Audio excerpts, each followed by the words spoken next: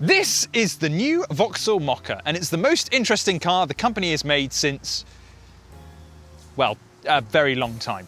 It's a funky compact crossover that's designed to go up against the likes of the Ford Puma, and it does a really good job, on paper at least, of showing that you don't have to spend big bucks to drive something fun and stylish. But there is so much more to a car than the way it looks, so we're going to find out whether the Mokka is as good to drive as it is to look at. But before I get into the review, remember to hit the like button and subscribe for more awesome videos just like this one. What on earth is this thing? The old Mokka was a really boring and dreary car, but this thing looks like it's been sent from outer space. And that is a really good thing. In fact, Vauxhall stuck really closely to the concept car of the Mokka. So this front end that you see here, which is very futuristic, has been taken straight from the concept, as has the two-tone bodywork with the black roof to make it look a little bit sleeker than perhaps it actually is. And it's also a little bit kind of taller than a regular crossover, so it looks like a baby off-roader rather than just a jacked up hatchback. I still can't quite get my head around it. This is a Vauxhall, and it looks like this. It just gets better back here because you've got this really nice crease down here in the boot lid, but you've got the really sharp lines as well of the rear lights and also the roof spoiler too. Just looks fantastic. In fact, it does look really jacked up back here because it's got this kind of almost like Mars rover buggy look to it. And to finish it off, two real exhaust tips. So when you go and buy a Mokka, you can get different trim designs, such as having different colours where this red panel is. You can also get different wheels. There's 16, 17 and 18-inch wheels. These are the 18s and they look superb. And for the geeks out there, the underpinnings of this car is actually the same as what you get on the Peugeot 2008 and the Citroën C4, because they're all owned by the same company called Stellantis, which sounds like an evil villain there. Now, both of those cars, the 2008 and the C4, come with electric variants, and the same can be said for the Mokka. You can go out and buy the Mokka E, but more on the electric platform a little bit later. When you look at the outside of the car, you can't help but think, wow, is that actually a Vauxhall? And you'll feel exactly the same when you sit inside of it, because finally, Vauxhall has put some effort in to designing the interior of its cars. So now you get in and think, this is a desirable car rather than this is just a car to get me from point A to point B. To start off with, you've got two screens integrated into one unit to give you the impression that it's just one continuous panel, a bit like the new Volkswagen Golf. But unlike the Golf, you still get physical shortcut buttons for the infotainment screen and climate controls. There's gloss black trim around the centre console with a sleek gear selector that's admittedly found in most new Peugeots and Citroëns as well, but it looks really good. You've even got this effect on the doors that if you're a little bit blind, looks like carbon fibre. And of course, the higher up the trim ladder you go, the more kit that you're going to get as standard, but even the entry-level cars, you're not going to be left out. So the car I'm in at the moment is the SRI Nav Premium, and it kind of sits in the middle of the range and comes with most of the good stuff. For instance, we've got a 10-inch touchscreen in the centre of the dashboard, though if you go for an entry-level car, it's a 7-inch screen. It's pretty responsive, but can be a little bit confusing at first. And in this model, we also have the virtual cockpit, which again is a bit bare bones, but it does make the car feel more futuristic. Another addition is a rear-facing camera, which activates when you're reversing, as well as a 180-degree top-down view, which comes in very handy. There are other luxuries you can get, such as a panoramic roof further up the range, but you get things like Apple CarPlay, Android Auto, thrown in for free on all models, lane keep assist, that's free on all models, cruise control with a limiter, that's included on all cars, and you even get LED headlights on all cars too, so it's pretty well equipped. Okay, I found a downside to the Mokka. Up front, lovely, spacious, fantastic. In the rear, pretty damn cramped. I'm just under 6 foot, and headroom, absolutely fine, not a problem at all. But legroom is really tight, and that's with the driver's seat in my position. So if you've got someone who's 6 foot in the back and 6 foot up front, your knees are going to be touching their back. You just got to pray that you've got a really short driver in the car with you. You also feel like you're sat a bit upright as well, so it's not the most comfortable experience back here, but it does the job for short journeys. And if you're on anything a little bit longer, you've got 2 USB ports down here, so people can charge up on the go.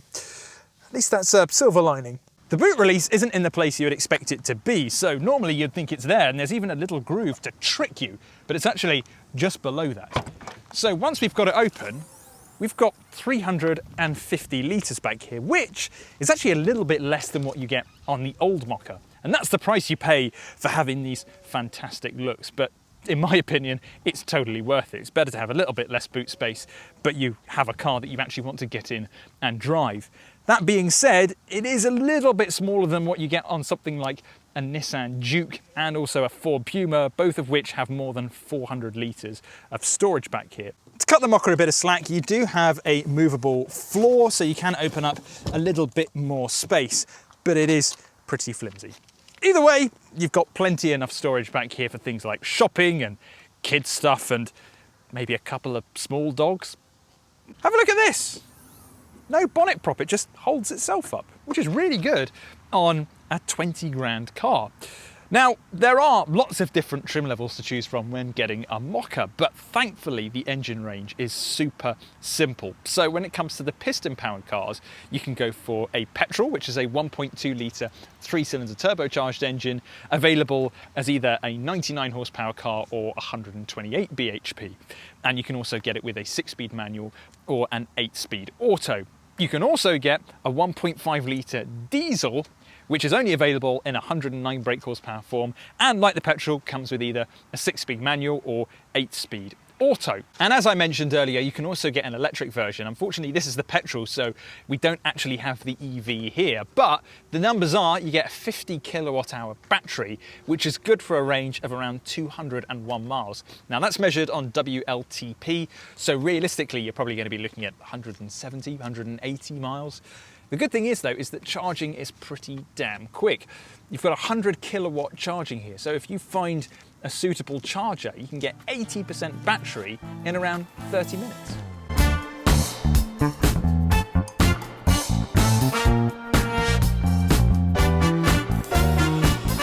So I think the big question we have with the new Mokka is it as good to drive as it looks? And for the most part, the answer is yes. So let's talk about the engine. We've got the 1.2 litre 3-cylinder petrol engine in this car in 128 brake horsepower form, and we've also got that connected up to the 8-speed automatic gearbox. And it's a really good combination because I feel like I've got plenty of power and torque for pretty much any situation I've been in, overtaking, getting away from a set of traffic lights.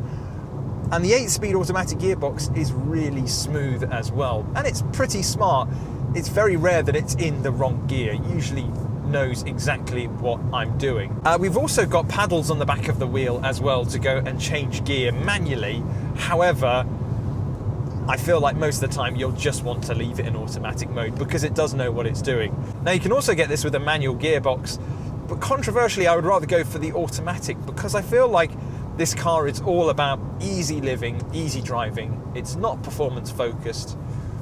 Why have the stress of changing gear when you can just have a nice, simple, smooth automatic gearbox? And it's a pretty clever one at that too. The only gripe I've got with the drivetrain is that it can feel a little unrefined when you're at lower RPMs and also when you're coming to a stop. So we've got start-stop technology in this car, and when you're coming into that lower revs, coming up to, let's say, a roundabout and the car conks out, you can definitely feel some quite severe vibrations before stopping, as if the engine doesn't really know whether it wants to stop or to keep going. The only other gripe I've got with this car is going into reverse. So this is somewhat of a rarity, but I found that when going from drive into reverse, the car can sometimes clunk into it, so you get a bit of a jolt. Did you see that? That's the start-stop, it just clunks forwards. It can really catch you out. On to some more positives though. Steering's very lovely, nice and light, and it's kind of got like a city steering rack to it. So there's a little bit of nothingness really in the centre of the wheel, but when you turn on a bit more lock, it responds quite sharply.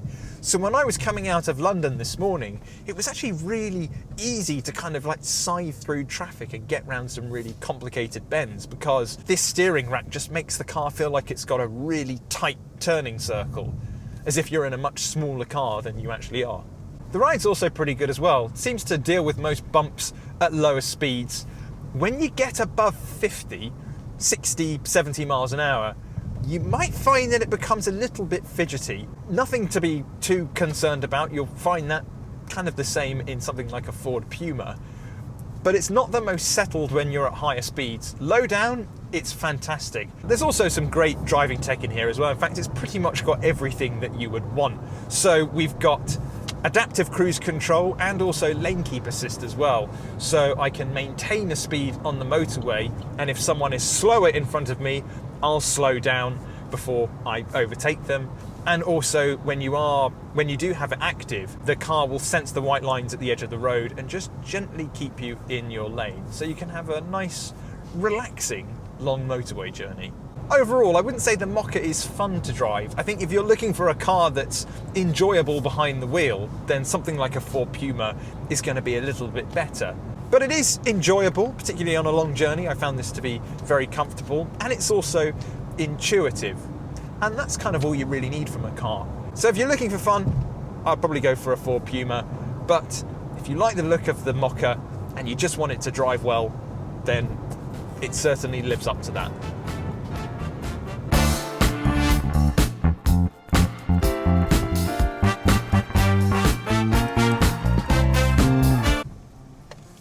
So, the new Mokka, it's not perfect, but it's easily the most interesting car to come from Vauxhall in years. Now, it'll face stiff competition from the Nissan Juke and also the Ford Puma, but funky looks and a really good kit list are among the few reasons why you should definitely consider one. And, you know, you can go and get an electric version too. Of course, if you're looking for a deal, you can always head over to yesauto.co.uk because we've got plenty of new and used deals on Vauxhall Mokkas. So, the Mokka. I think I'm a bit out of shot. Slightly. So. Nope. So. Nope. Now, there are plenty of new and used deals to beat. Nope. It's a really hard outro. No. We've got kind of thinking I got it right first time.